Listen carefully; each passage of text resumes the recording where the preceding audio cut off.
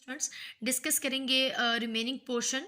हमारा जो टॉपिक था प्रोकैरियोटिक से किस तरह से फॉर्मेशन हुई है या एवोल्यूशन हुई है यूकैरियोटिक सेल की। तो इससे पहले पिछले लेक्चर में हम पढ़ चुके हैं। अगर आपने पिछला लेक्चर नहीं समझा है तो पहले आप स्टूडेंट्स उसको अच्छे तरीके से समझें और फिर इस टॉपिक को डिस्कस करें। हम पढ़ चुके हैं, हम समझ चुके हैं कि किस तरह से हमारी अर्थ की फॉर्मेशन हुई और हमारी अर्थ पर पहला ऑर्गेनिज्म कौन सा बना। According to hydrothermal vents hypothesis, हमारी अर्थ पर पहला जो ऑर्गेनिज्म था वो आर्चियोबैक्टीरिया था या आर्ची बैक्टीरिया था, जो कि कहाँ पर बना था, हॉट स्प्रिंग में बना था, और वो एक प्रोकैरियोटिक सेल था। अब हम डिस्कस करेंगे कि किस तरह से प्रोकैरियोटिक सेल यूकैरियोटिक सेल में कन्वर्ट हुआ। तो इसके लिए हमारे पास दो तरह की हाइपोथेसिस है, एंडोसिम्बायोटिक हाइपोथेसिस और मेम्ब्रेन इन्वेजिनेशन हाइपोथेसिस। तो सबसे पहले हम पढ़ेंगे endosymbiotic hypothesis. Endo means inner, symbiotic का वर्ड अराइज हुआ है एक वर्ड सिम्बायोसिस से, जो कि एक तरह का रिलेशनशिप है दो ऑर्गेनिज्म के दरमियान जिसमें दोनों ही एक दूसरे को फायदा देते हैं। According to endosymbiotic hypothesis, बेटा ये सपोज ही किया जा सकता है कि सपोज करें एक बैक्टीरिया था जो कि एमेबॉयड बैक्टीरिया था। ये लार्ज साइज है और हेट्रोट्रॉफिक था, यानी कि अपना फूड खुद नहीं बना सकता। अब एमेबॉयड बैक्टीरिया का ये मतलब नहीं कि ये अमीबा है। एमेबॉयड का वर्ड यूज़ हो रहा है इसकी शेप के लिए। जैसा कि आपको पता है कि अमीबा अपनी शेप को मेंटेन नहीं कर सकता, ये बैक्टीरिया भी अपनी शेप को मेंटेन नहीं कर सकता था और इसे कहा गया एमेबॉयड बैक्टीरिया। ये एमेबॉयड बैक्टीरिया इंजेस्ट करता है एक स्मॉल बैक्टीरिया को जो नेचर में साइनोबैक्टीरिया। अब आपको पता है कि साइनोबैक्टीरिया ऑटोट्रॉफ होते हैं और वो फोटोसिंथेसिस करते हैं। यहाँ पे आप समझे कि एक लार्ज साइज हेट्रोट्रॉफिक बैक्टीरिया ने अपने फूड को इनटेक किया है, इंजेस्ट किया है, जो क्या है, जो है साइनोबैक्टीरिया। यहाँ पर आप प्रोसीजर देखें कि सबसे पहले ये बैक्टीरिया यहाँ पर क्लोज हुआ, मेम्ब्रेन अंदर की तरफ इन्वेजिनेट हुई, फिर यहाँ से आप देख सकते हो क्लोज हो गया और बन गया एक वैक्यूल। अब ये जो फूड था जो कि साइनोबैक्टीरिया था, अब कहाँ आ चुका है, एमेबॉयड बैक्टीरिया के साइटोप्लाज्म में आ चुका है। लेकिन जिस पर्पस के लिए इसे इनटेक किया गया था, इंजेस्ट करने किया गया था, वो था फूड की कमी को पूरा करना, एटीपी की फॉर्मेशन करना। लेकिन ये यहाँ पर डाइजेस्ट नहीं हुआ और क्या रह गया, अनडाइजेस्टेड रह गया। अब ना सिर्फ ये अनडाइजेस्टेड रहा, जिंदा भी रहा और इसके पास दो मेम्ब्रेन्स आ गई।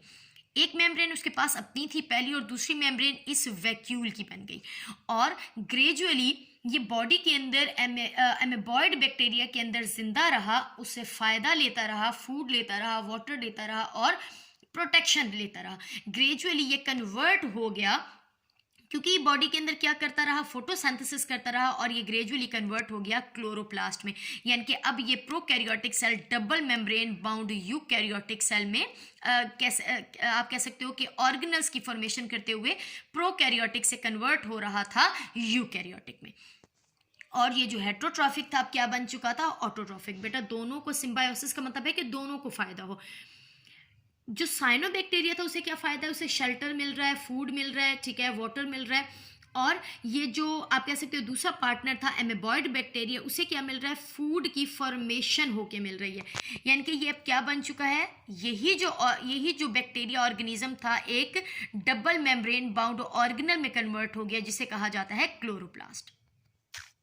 अब हम दूसरी एग्जाम्पल समझते हैं। दूसरी एग्जाम्पल जो साइंटिस्ट ने सपोज की कि यही एक एमेबॉयड बैक्टीरिया था, उसने दूसरे बैक्टीरिया को अपने फूड की कमी को पूरा करने के लिए, जिसे आप कहते हैं स्पाइरल शेप बैक्टीरिया, जो कि स्पायरोचीट मौजूद है, हम इसके बारे में भी चैप्टर 6 में डिस्कस करके आ चुके हैं कि इस बैक्टीरिया ने स्पायरोचीट बैक्टीरिया को इंगल्फ किया, लेकिन उसको डाइजेस्ट नहीं कर सका, उसे एनर्जी नहीं बना सका, तो उसके साथ आप कह सकते हो सिम्बायोसिस के रिलेशन में रहा।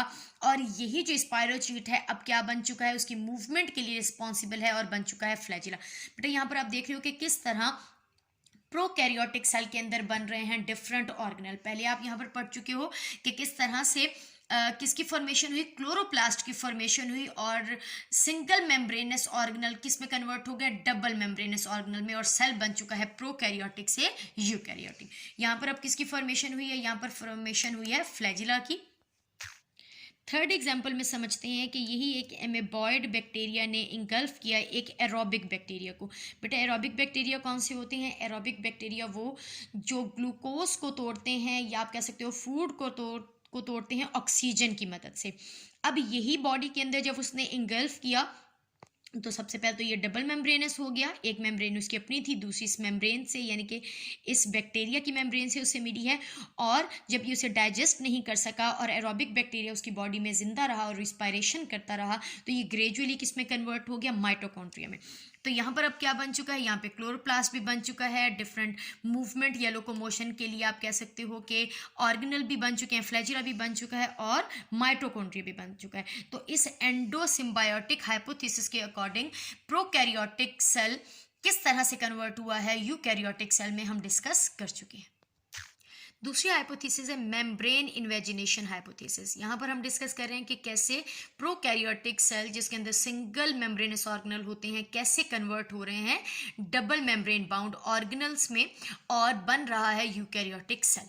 तो यहाँ पर सपोज करें ये एक प्रोकैरियोटिक सेल है, आपको यहाँ पर कोई भी क्रोमोसोम आपको यहाँ मेम्ब्रेन बाउंड नजर नहीं आ रहा, ना ही कोई न्यूक्लियस नजर आ रहा है। तो ये सपोज करें ये उसका जीनोम है, तो सपोज किया गया कि सबसे पहले इस सेल ने जीनोम की कॉपीज बनवाई। यहाँ पर आपको बहुत सारे क्रोमोसोम या डीएनए आप कह सकते हैं नजर आ रही है, क्या बन चुकी हैं, ये कॉपीज बन चुकी हैं। थर्ड स्टेप में यही जो उसकी अपनी मेम्ब्रेन थी, अपनी प्लाज्मा मेम्ब्रेन थी, इसी जीनोम या डीएनए के इर्द गिर्द इनफोल्ड हो गई या इन्वेजिनेट हो गई और छोटे छोटे यहाँ पर आपको पाउच लाइक स्ट्रक्चर्स नजर आ रहे हैं। जब इन्वेजिनेशन हो गई मेम्ब्रेन की तो फिर ये दोबारा से जो मेम्ब्रेन है इस तरह से क्लोज हो गई, ये देखें ऐसे। और यहाँ membrane bound double membrane bound अंदर की तरफ ऑर्गेनल्स बन गए। यानी कि आपको पता है कि एक बन गया माइटोकॉन्ड्रिया, आपको पता है कि इसके पास भी डीएनए मौजूद होता है, फिर क्लोरोप्लास्ट बन गया, इसके पास भी अपना डीएनए मौजूद था और यहाँ पर बन गया एक सेंटर में आप कह सकती हैं डीएनए को कवर करती हुई मेम्ब्रेन जिसे कहा जाता है न्यूक्लियस। तो इस तरह से दो तरह की हमने हाइपोथेसिस डिस्कस की है, एंडोसिम्बायोटिक हाइपोथेसिस और दूसरी हमने डिस्कस की है membrane invagination hypothesis. Membrane invagination hypothesis के अकॉर्डिंग बेटा सबसे पहले एक प्रोकैरियोटिक सेल के पास जो अपने जीनोम थे उसने उसे डबल किया, यानी कि उसकी बहुत सारी कॉपीज बनाई, उन बहुत सारी कॉपीज के इर्द गिर्द प्लाज्मा मेम्ब्रेन, उसी सेल की प्लाज्मा मेम्ब्रेन अंदर की तरफ इन्वेजिनेट हुई और पाउच लाइक स्ट्रक्चर बना दिए।